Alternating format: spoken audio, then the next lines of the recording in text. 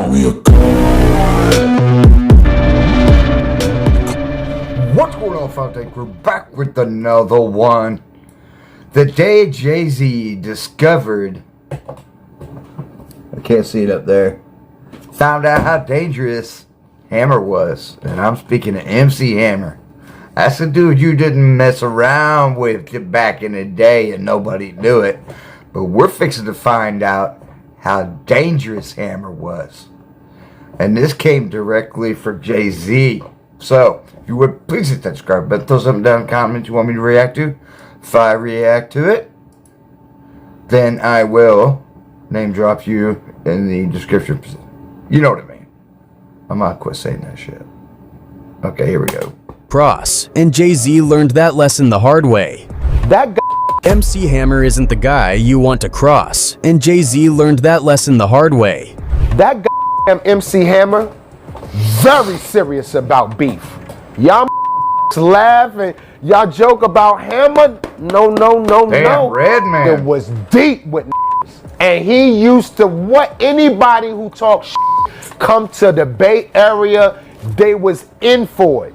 Sure, Hammer's flashy style and upbeat music might have made him seem like the friendly, dance-happy personality with the parachute pants and endless energy, but it fooled a lot of people, especially in the industry. What many did not know was beneath all that was a man who doesn't play when it comes to respect. Honestly, it's no secret that Hammer's street cred runs deeper than heavyweights like Suge Knight, 50 Cent, or Diddy. Each of them has, at some point, hinted at just how dangerous Hammer really is.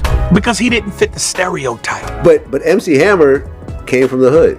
And was one of the most legit yeah, and he was street in the game. Hammer put a hit out on him. And they had problems in LA. Hammer was not to be with. Apparently, Jay-Z missed that memo, and Hammer, in his known fashion, did not hesitate to show him who still ran the streets. It all kicked off back in 2010 when Jay-Z hopped on Kanye's track So Appalled. In a verse, Jay-Z took what felt like a direct shot at Hammer, bringing up his financial struggles in the 90s. He rapped, "Hammer went broke, so you know I'm more focused. I lost 30 mil, so I spent another 30 slash. Cause unlike Hammer, 30 million can't hurt me." Ouch. It was the kind of line that made everyone pause, because if there's one thing you don't do, it's drag someone's name through the mud over their past like that, especially when that someone is MC Hammer. Hammer didn't just take offense, he went all in. First, he vented on Twitter, accusing Jay-Z of selling his soul, a rumor that's been floating around for ages but hit differently coming from Hammer. But he didn't stop there. He turned up the heat with a diss track and an accompanying video called Better Run Run. So cold, I can see it in his eye, the boy sold his soul. Devil said, I'ma give you the world. Trust, this wasn't your average response. The video featured a Jay-Z lookalike being hunted through a forest. I remember that song. God, I was like, someone's like, you gotta listen, this is a Hammer. I was like, I'm not listening, you can't touch this. No, you gotta hear this. I don't remember the song, but he went hard. By a devil-like figure, only to have Hammer himself show up at the end. In a dramatic twist, Hammer symbolically baptizes the Jay-Z character by a lake, reclaiming the narrative with some serious flair. This wasn't just a diss, it was a theatrical statement.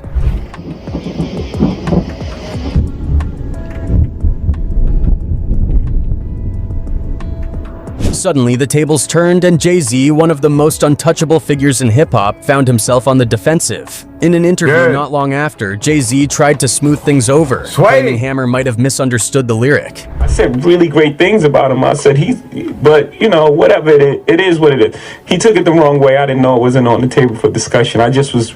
And I didn't know I said anything wrong. He even spoke about the respect he had for Hammer, citing moments from his book Decoded as evidence. But the tension was palpable, and Jay's tone suggested that maybe, even if just for a moment, he realized Hammer wasn't someone you come at lightly. Now, what's wild is that Hammer wasn't exactly known for a tough guy image back in his prime. His flashy outfits, killer dance moves, and mainstream hits had him pegged as a pop-friendly rapper, not the gritty, street-hardened type. But even then, he was no pushover. In fact, when he shifted gears in 1994 with his album The Funky Headhunter, trying to lean into a more aggressive style, fans and critics didn't know what to make of it. He's not even doing the fake rap that he do. He got his homeboy screaming all his vocals and he's just jumping around, you know what I'm saying? So, okay.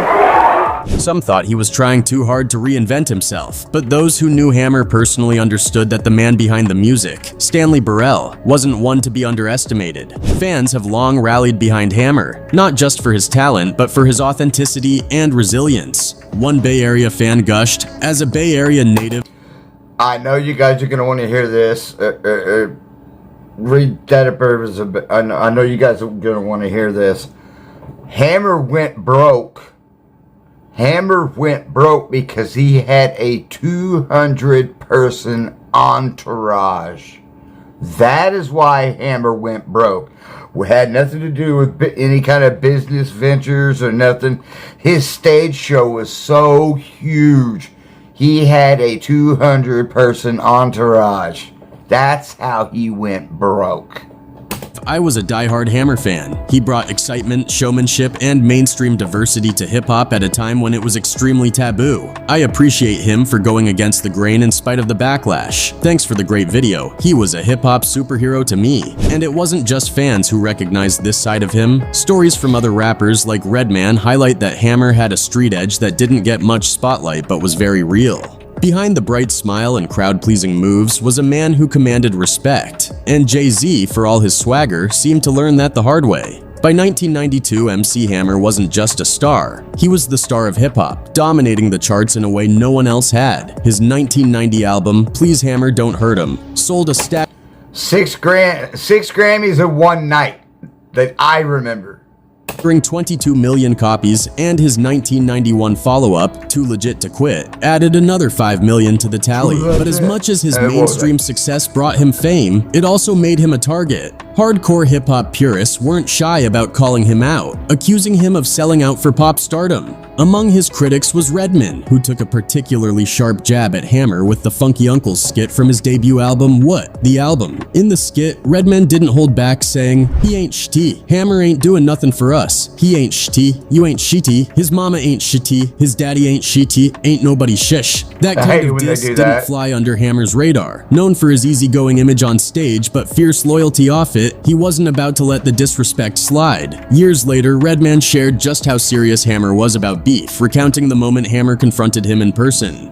"That goddamn MC Hammer, very serious about beef. Y'all muefas laugh and y'all joke about Hammer? No, no, no, no. That N was deep with N. Anybody who talked shh, come to the Bay Area, they was in for it. Cause we seen I heard about that years ago. And he was very serious about beef. Oh, you gon' talk about my dancing pants? I'll see you." And he would whoop a N out. Redman recalled the pivotal encounter with Hammer on the final episode of Yo MTV Raps in 1994. Hammer approached him, his tone firm but composed, and delivered a clear message. "That ninja came up to me on Yo MTV Raps on the last episode they had," said Red. "That ninja approached me. He was like, 'Red, I'ma tell you something. You young, but I don't allow nobody talking about my mama. You understand me?'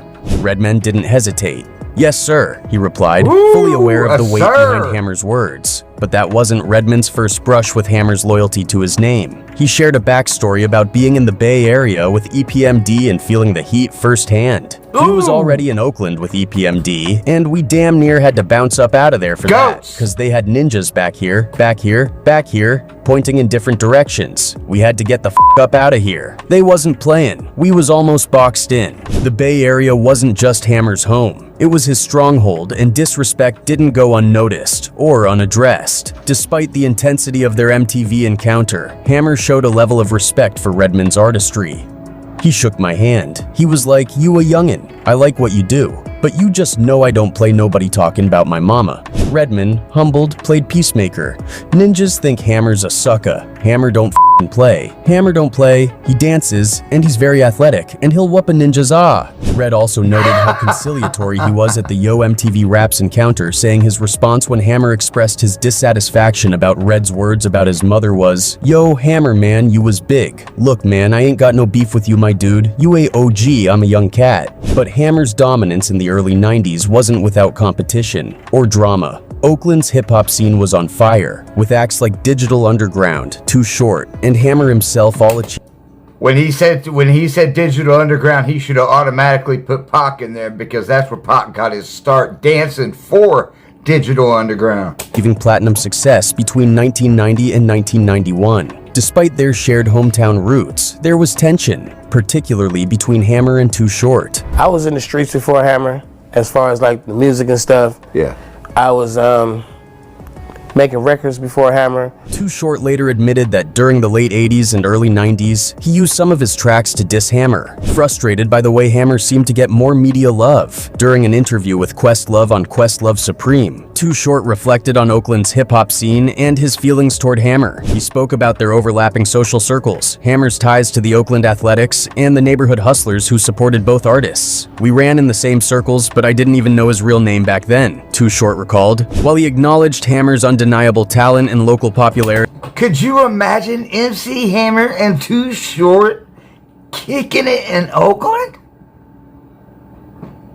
Hammer, I'm taking the MC off of there. Hammer and Too Short? Whew. the rivalry was clear, fueled by competition for the spotlight in a rapidly growing industry. Too Short had quite a colorful perspective on MC Hammer back in the day. He reminisced about how Hammer and a guy named Ace were a duo to watch at the clubs, with their synchronized dance moves drawing crowds like moths to a flame. They had this energy, this rhythm that made them local legends, and everyone thought of them as dancers first. Too Short admitted he didn't even know Hammer was into rapping until he dropped "Let's Get It Started." Now here's where the tension started brewing. Short recounted a moment when he ran into Hammer, who was rolling deep with 4 bodyguards and an entourage of about 20 people. Someone nearby asked, "Who's that guy?" Feeling a little smug and confident in his own reputation, Short shrugged it off and said he didn't know or care who Hammer was. To him, Hammer was just some guy who made a name as a dancer, not a rapper. It wasn't until someone connected the dots that Short realized he'd been brushing off someone who was on the verge of blowing up in the rap game. And blow up, Hammer did. But his flashy entrance into rap, complete with bodyguards and a larger-than-life entourage, didn't sit well with Short, who prided himself on keeping things real and rooted in the music. Short couldn't help but throw a little shade, saying he became more famous for acting famous, and then the music came with it at the same time. He walked in the door with 4 bodyguards and an entourage, and his first single was just coming out. Having him as an example, I'm like, I'm not doing that. In fact, Short didn't just think it, he rapped it. On Short But Funky, he fired shots with lines like, "You never catch me on the mic rapping a dance tune. I like it kinda mellow with the sound of the bass boom. The style is mine, I've been doing it for 10. Yep. You might say it's simple, but I'm making my ends. See, I don't trip on a Too punk cause I Short? jack him. Too Short plus the cuss words equals platinum." Short didn't shy away from admitting that Hammer was often in his lyrical crosshairs. "I was doing lines at Hammer. We all were. I had a lot of songs at Hammer and Hammer references," he continues. "So I'm saying she like that in the record. We're down the streets from each other and talking lil sh about each other to our mutual homies. There'd never be any friction, cause they thugs and we're thugs, and we all know each other. But Hammer do shit like sit on the effing couch with Arsenio Hall and say, 'Where are you from Hammer?' Things escalated when Short and others like LL Cool J and Third Bass started getting more direct with their disses. People used to like... It's Third Bass, not Third Bass, and Third Bass had one song. It was called Pop the Weasel, and it was about beating the shit out of Vanilla Ice on a porch step. Test them a little bit, see if he was a dancing Hammer. I've heard people tell stories like they caught the wrath of MC Hammer ain't no punk. That's when Hammer's older brother Louis Burl stepped in to shut it down. Louis reminded Short and his crew that Hammer's camp had just come off a grueling tour that included a tragic loss of life, saying, "Bruh, we are not coming home to this BS, says we're not." That sobering reality check was all it took to squash the beef before it spiraled out of control. From there, what began as a rivalry turned into an unlikely friendship.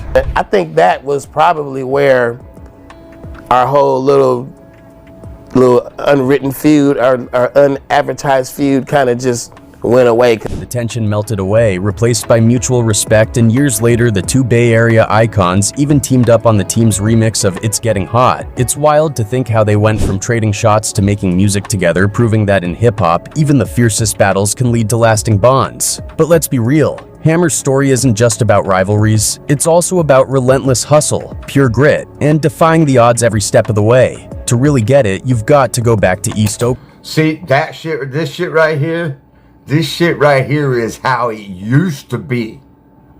This is how it used to be. None of this little pussy shit you see now, this is how the shit used to be. It was fucking savage.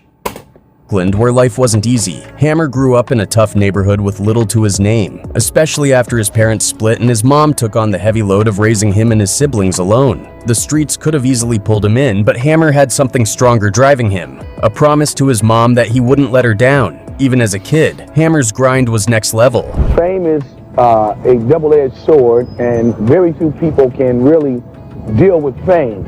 If you were given a choice between fame and fortune, take the fortune. While other kids were just being kids, he was out at Oakland A's games flipping tickets and turning parking lots into impromptu dance stages with his boombox, and people noticed. One of those people was Charles Finley, the A's owner. Pants came about in 1978 during the disco era. In my city, one of the hot things was suits from the 40s and 50s. Who saw Hammer's potential and gave him a job as a clubhouse assistant at just 9 years old. Hammer soaked up everything from that experience, from discipline to swagger, learning how to carry himself like a pro. By the time he was a teenager, he'd risen to a vice president position in the organization. As the assistant to the owner of the team, whose name was Charles O. Finley, and I was made the youngest executive vice president in America. I went on ABC's Kids for People 2 when I was 16. I had been there already for about 4 years. Talk about a glow up. And then came the nickname that would follow him for life. Reggie Jackson, one of the A's stars, started calling him St. Hammer because of his resemblance to Hank Aaron, aka the Hammer. As I became a musician known as MC Hammer, at the time, Reggie Jackson had named me Hammer. That name stuck, becoming more than a nickname. It became part of who he was, setting the stage for his future as an entertainer. When Hammer transitioned from the A's clubhouse to the rap game, he brought that same energy and showmanship. His debut, Let's Get It Started, wasn't just music, it was a full-blown performance. Hammer didn't want to blend into hip-hop's underground scene. He wanted to stand out and bring something bigger, something people couldn't ignore. Sure, his polished mainstream vibe clashed with the gritty authenticity that pump and a bump, we are like pumps and a bump.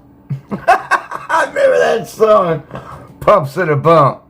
some thought defined the genre, but Hammer didn't flinch. He doubled down on his vision, proving his success was about hard work, not just image. After high school, Hammer gave college a try, but it wasn't long before he realized that traditional path wasn't for him. Looking for a new direction, he joined the Navy and served for a few years, earning an honorable discharge. Even then, his creative spark didn't fade. Hammer used his downtime in the barracks to work on music demos with his roommate. It was a small but powerful sign of the drive that would carry him to the top of the charts. Hammer's journey, from the streets of East Oakland to military service, from flipping tickets to flipping the rap world on its head, was all about resilience. He faced challenges and critics head-on, proving his story was more than catchy hooks and viral dance moves. It was about heart, hustle, and an unshakable belief in his ability to succeed, no matter what the odds. After his time in the Navy, Hammer explored a different kind of stage by joining a gospel hip-hop group called the Holy Ghost Boys. I remember that. He went, the only reason I know about this, he went gospel, but his biggest gospel song was actually hit the pop charts and damn near went number one. It may have went number one, but I know it was the top 5. It was called This Is How We Pray. It was called Pray. The song was called Pray.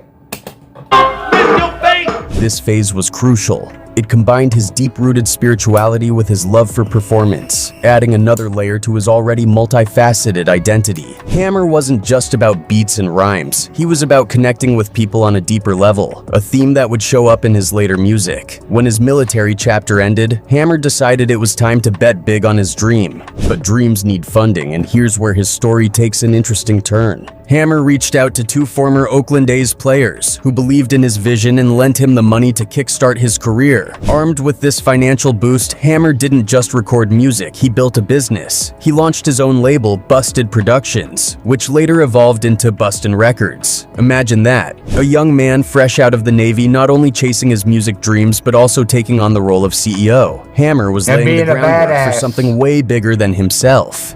We're gonna set it up where I want to battle you, and I want to get the glove. The glove will be like the prize. Right, like the passing of the torch, maybe? Something like that. He officially adopted the name MC Hammer, standing for Master of Ceremonies, and set out to make a name for himself. His first major move, independently releasing his debut album, Feel My Power, in 1987. With no big label backing him, Hammer hustled hard and it paid off. He managed to sell over 60,000 copies of the album on his own. That kind of grassroots success was unheard of at the time, and it showcased his incredible work ethic and knack for connecting with audiences. But the real turning point came in 1988 at an Oakland nightclub. Hammer was doing what he did best, commanding the stage with his infectious energy and undeniable talent, when a record executive in the crowd took notice. Blown away by Hammer's performance, the exec made a life-changing offer, a multi-album deal with Capitol Records. It was the kind of break that every artist dreams about, and Hammer seized it with both hands. That deal was the spark. The big white building in LA, Capitol Records. That thing has been there forever. That ignited MC Hammer's meteoric rise. From the humble beginnings of recording demos in a Navy barracks to creating his own label and catching the eye of a major record company, Hammer's story is one of resilience, ambition, and unrelenting hustle. He didn't just step into the music industry. He built a path, walked it, and then turned it into a highway for others to follow. Hammer's journey is proof that with determination, faith, and a little help along the way, you can turn even the wildest dreams into reality. I like what they did with this. That's the end. I'm guessing. I'm hoping. If not, oh well. I'm liking what he did. He made it well known that he was not to be screwed with.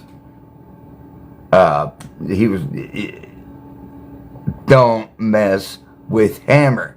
And it got around quick, as you just seen.